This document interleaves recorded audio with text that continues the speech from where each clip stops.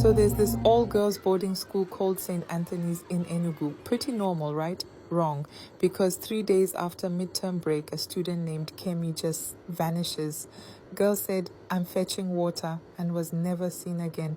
Her bucket broken, her room untouched, her dreams cancelled.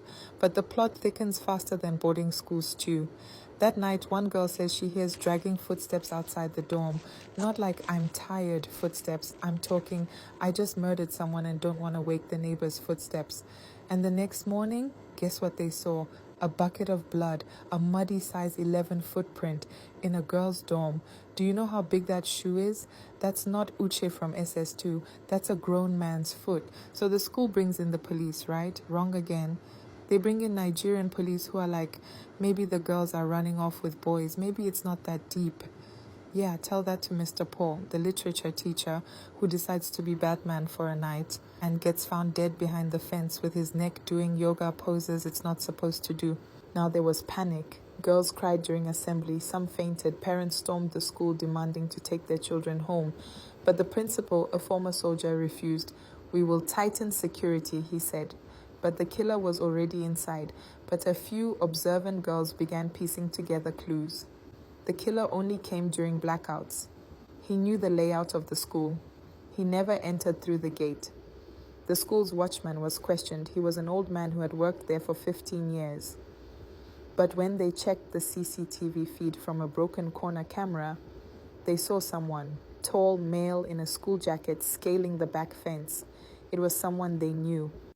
Amaka, a senior student who had a habit of sneaking into the staff room to steal chalk, found something shocking, a missing key to the science lab in Mr. Paul's drawer. But Mr. Paul was dead, so who had taken it? That night, with help from 2 brave friends, she unlocked the lab.